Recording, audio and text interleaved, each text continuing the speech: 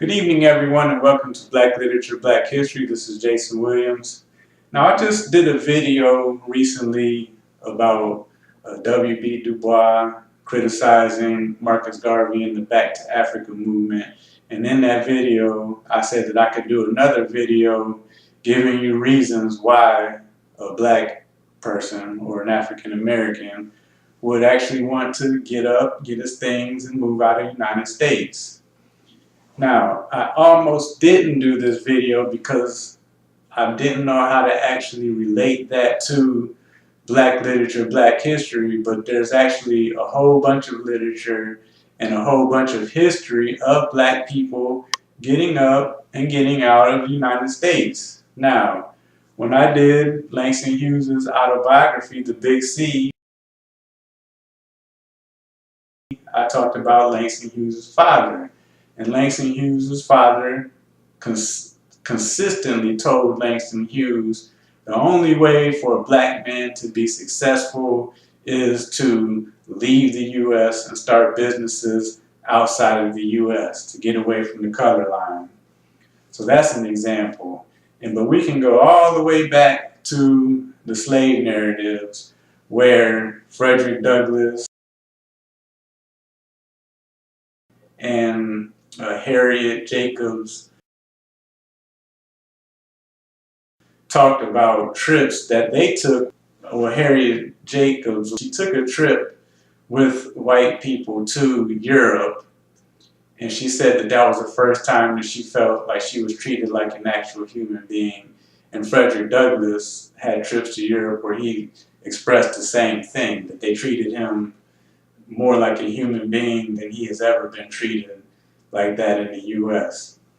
And also back to Langston Hughes' autobiography, when he told his father that he wanted to be a writer, his father asked him, well, name me one successful black writer. And Langston Hughes retorted, Alexander Dumas.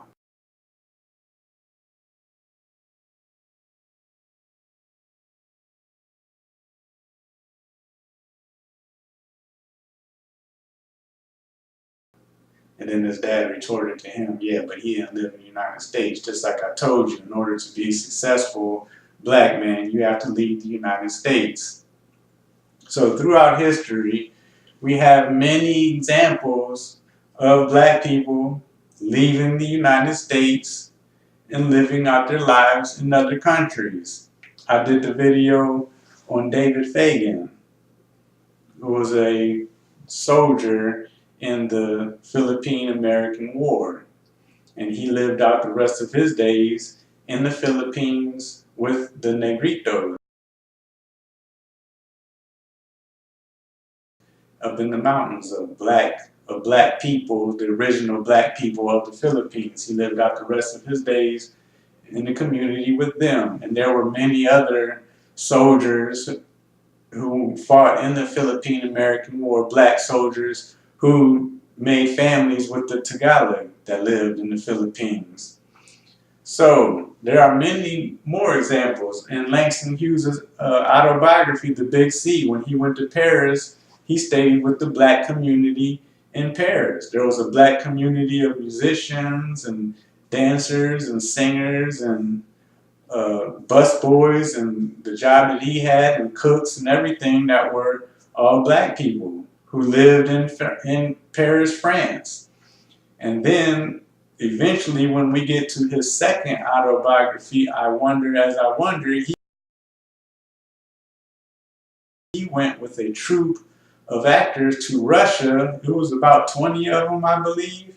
And the majority of them, they went to Russia to shoot a film in Russia about black culture. They never made the film.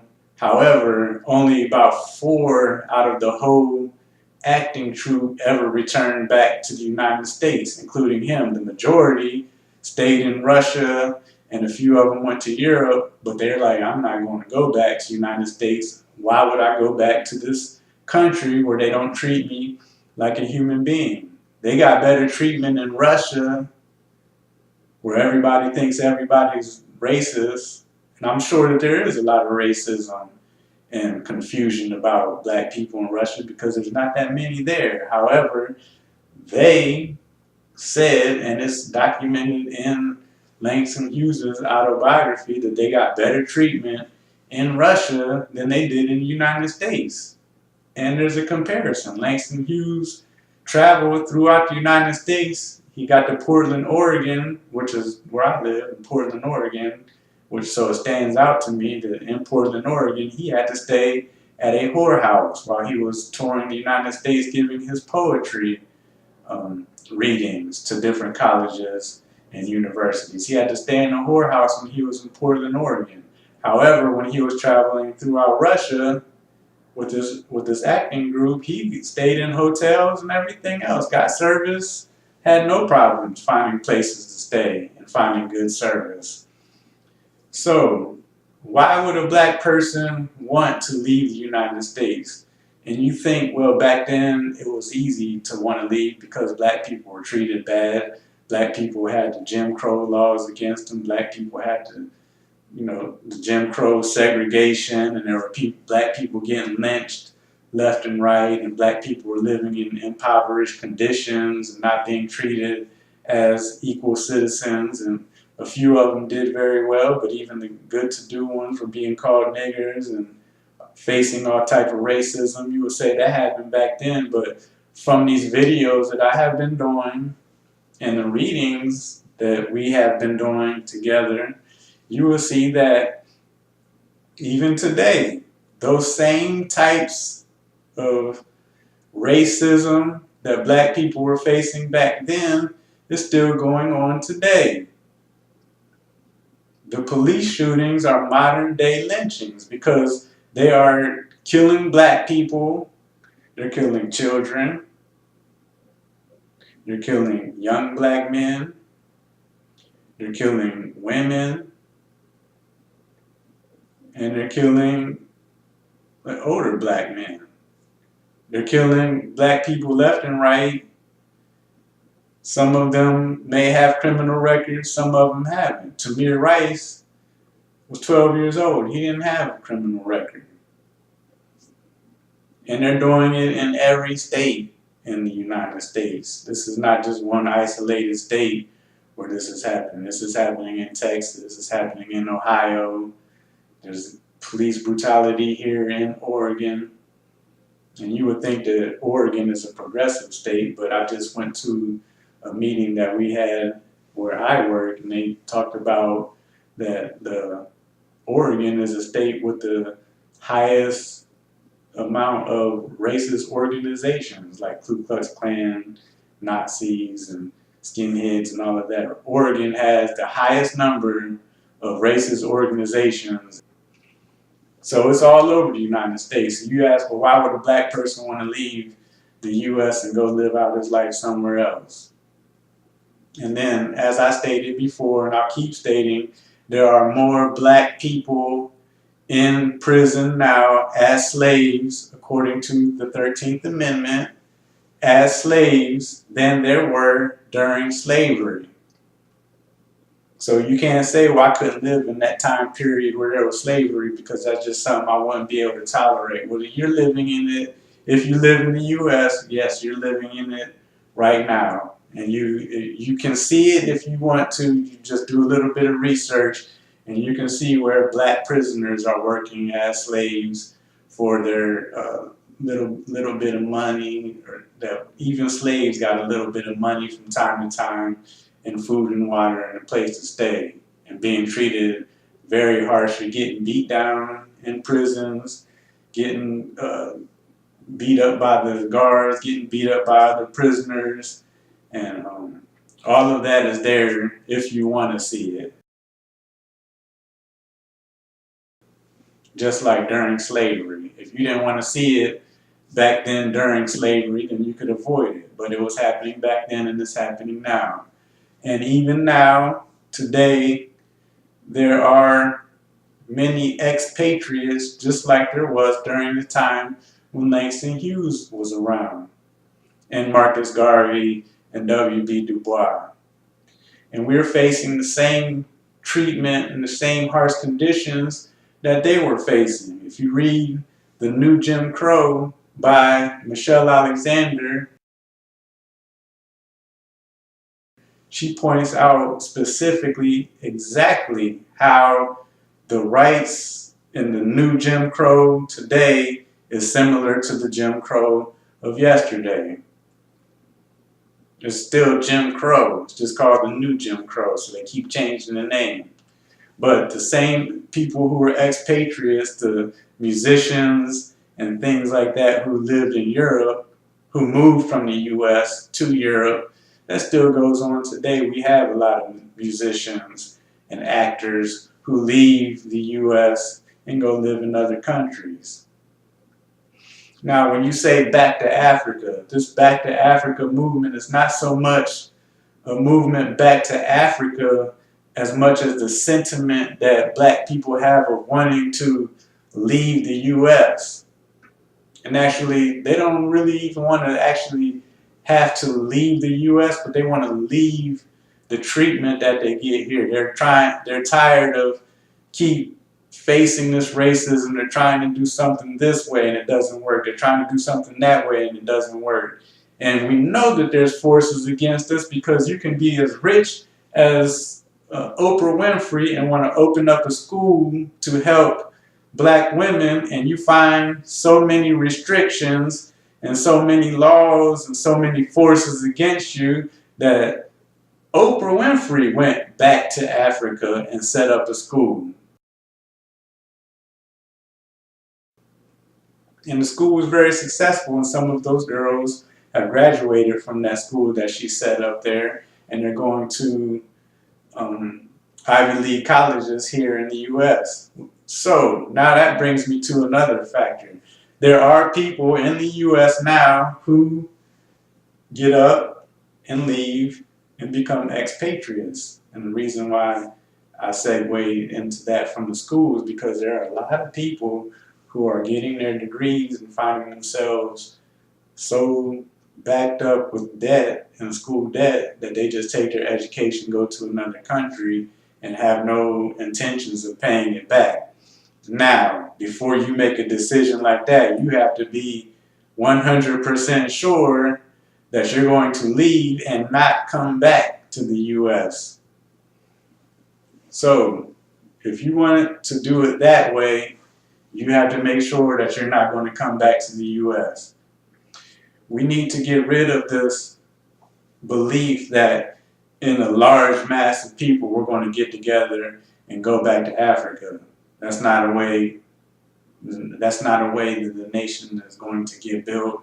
That was a thing of the past, and it's the last example of a back to Africa movement that was, quote, successful was the American Colonization Society, where they gathered up some free blacks and slaves and sent them to Liberia and colonized, and they colonized Liberia and mistreated the natives, and then when they became an established power, they even discriminated against any more black Americans that wanted to go to Liberia and free themselves from what they were facing here in the US. So we can forget about that. However, there are examples of people who move to other countries and start their own communities. I lived in the Dominican Republic for a while, and while I was in the Dominican Republic, there was an Italian community that was formulating in the Dominican Republic. They had their little houses, they had their little neighborhoods, and they had connections with the surrounding businesses because there's a problem with electricity in the Dominican Republic. But if you connect with businesses and organizations, you can have it set up so when the power goes out in the Dominican Republic, you can still generate power in your house for a little bit of extra money or however, whatever deal. I stayed with an Italian in one of the houses of the Italians, and our little apartment complex was connected to a casino that was next door, so whenever the power went out and we needed power, we just flipped a switch and our power would convert from our apartment to that of the casino. However, there was an extra fee to pay if we were going to use their power. So that is one way to build a community. If you want to be an expatriate and you want to leave the U.S. to start a new life or to start a new nation, you start out small, buy land, buy an area, and then more Americans or more Black Americans will join you if you have something going. If you look online, and it's on YouTube in Ecuador, there's a group of white Americans in Ecuador who bought farmland, bought areas, and they're building a community in Ecuador. And this is where the power of the U.S. passport can come in handy. So if you want to be an expatriate and move to another country and start building your own farm or building your own industry or your own neighborhood there, you still have a U.S. passport that can get you in and out of the country. The U.S. passport is very powerful in those respects. The people who moved to the Dominican Republic, well, those are Italians, but I mean, that passport is almost as strong as ours. But with these passports, they can visit their families whenever they want to. Now, why would you want to leave the U.S.? Well, if you have a record and you find yourself similar to the millions of Americans who are part of the new Jim Crow, and you can't make it here, there's a million people right there, at least a million people right there who can come together, move to another country, and start another community. You know, there's a million people right there. Now, I don't know how you would organize something like that, but there's a million people right there that would be able to, you know, they can't find jobs here, they can't find places to live here, they keep getting turned away. They did their time, however, you got the scarlet letter on you because you committed some type of crime when you were 18 years old or 17-year-old, are starting to be tried as adults from the age 10 and up. So they're getting felonies and convictions, so they can't vote, can't find places to live, can't have certain jobs, and probably can't even get a passport. So you don't want to come back to the United States anyway. So if you find a way to get out of the United States, you should go out of the United States, start a new life, and build yourself back up. Europeans did that when they settled in the U.S. When they settled the 13 colonies, a lot of them were criminals. A lot of them found themselves being treated harshly in Europe in conditions that they didn't like, religious restrictions. They didn't feel like they were free in England and in Europe, so they got up their things, came to the U.S., or came to the New World and created a new nation. And they didn't have anything here. They didn't have anything here when they got to the New World. That myth about Thanksgiving never happened. Those settlers came over here with nothing, and they faced harsh conditions. They worked hard, had high death rates, had high everything. You know, it was difficult for them, but they pushed through because they were real about creating a new nation and creating a new life because they wanted to enjoy their freedom. So if you put freedom above your just well-being and your comfort that you enjoy here in the U.S., then you can be real, get your passport, and move to another country. And then if you start thriving in another country, other people will follow. And then you can have your little plot of land, their plot of land, your own community, build it up, protect it, and then you can start a new nation. But you can't do it here in the U.S. I know people like to refer to the Black Wall Street, but yeah, you can look at Black Wall Street and was success, but how did that end? It ended. They weren't free. You can have all of this stuff, but it don't mean anything if you're not free. And the Black Wall Street won't happen in the US again, because when that happened, white people saw that they missed something, took care of it, and they make sure that that stuff won't happen again. Otherwise, Black Wall Street would have been able to rebuild itself, which it has not. And there hasn't been another one since then that I know of. And if there was, then they got burned down and they got taken care of as well. So you can't be doing these things in the US. And these expatriates that move to these European countries, you don't hear about them building their own because they're in a European country. You got to go somewhere where there are other black people, which like South America, Ecuador, or even in the Philippines where David Fagan went to. Find a community there. There's black people there. They're surviving somehow.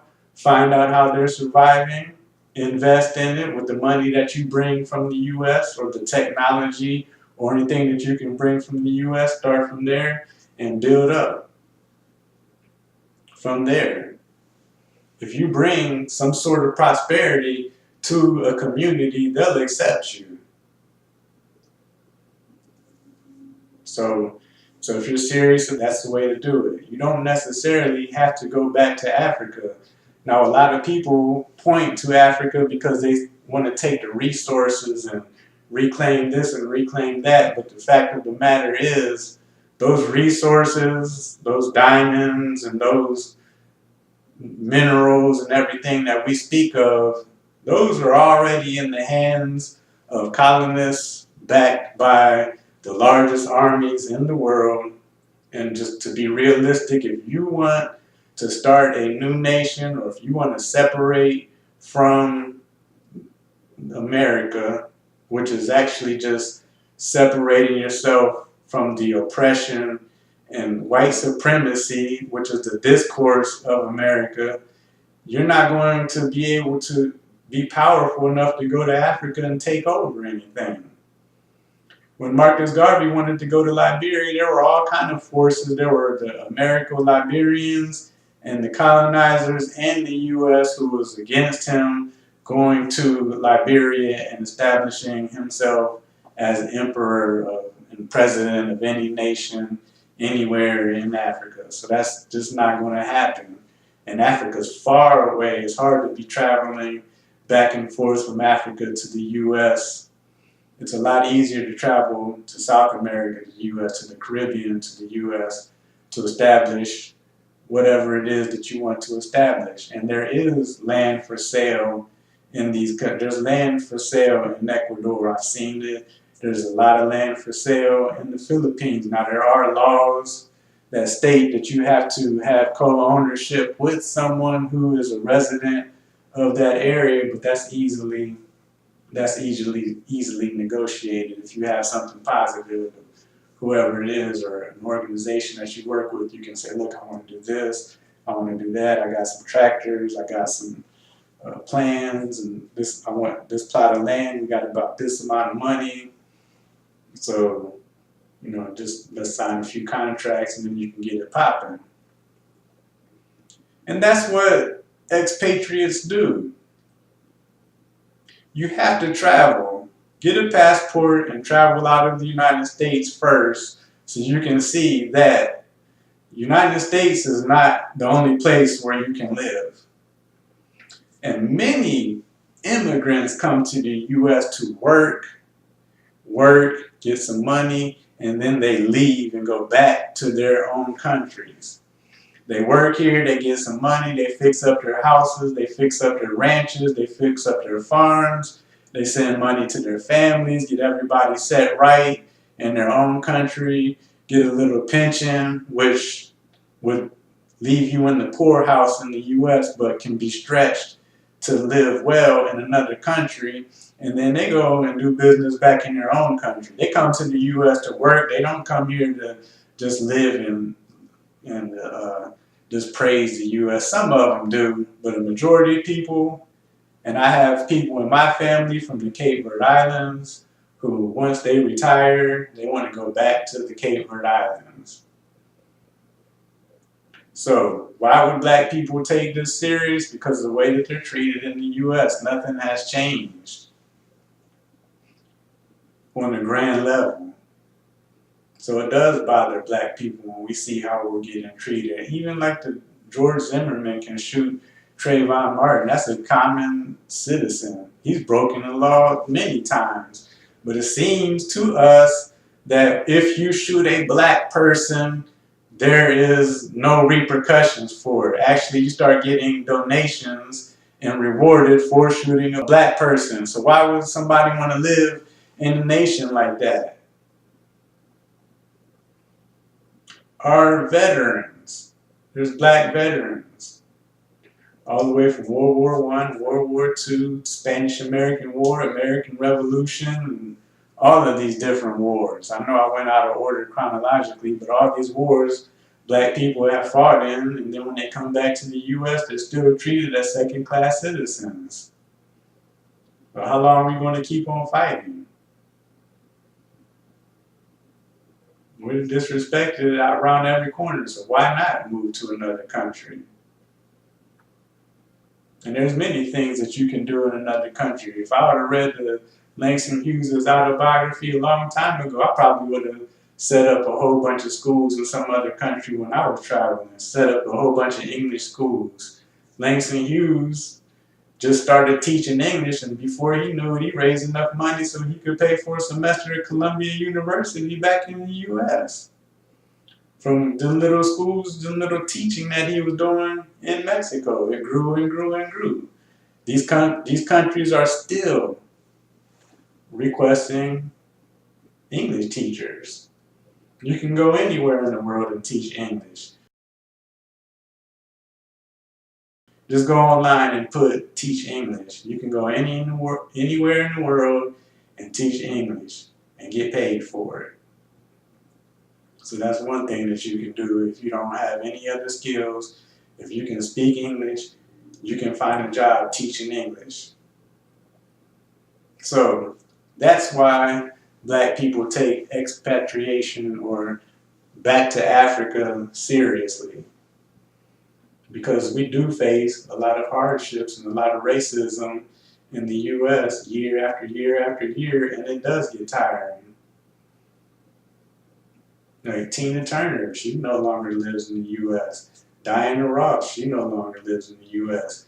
Dave Chappelle went back to Africa for a while. Wesley Snipes was fleeing the law and went back to Africa for a while, which is fine. If you find yourself being depressed, oppressed, or restricted in any way in the U.S., get your things and go. You can live in other countries. Not all other countries are living in extreme poverty. There's extreme poverty here in the United States if you want to just show that propaganda. But in all these other countries, there's cities and there's places to live and there's jobs that you can take as an American citizen.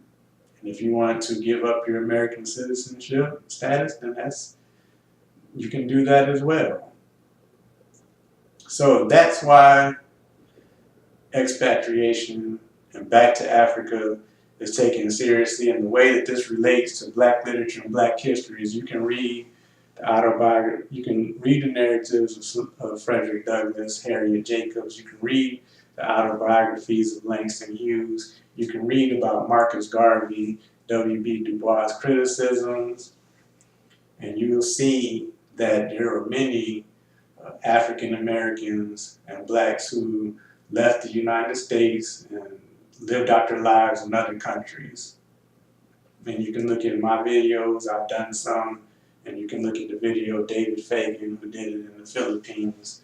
And language may be a barrier, but that's a barrier that nowadays in 2017 can be easily overcome. So don't let that stop you. Again, this is Jason Williams, Black Literature, Black History. Have a nice evening.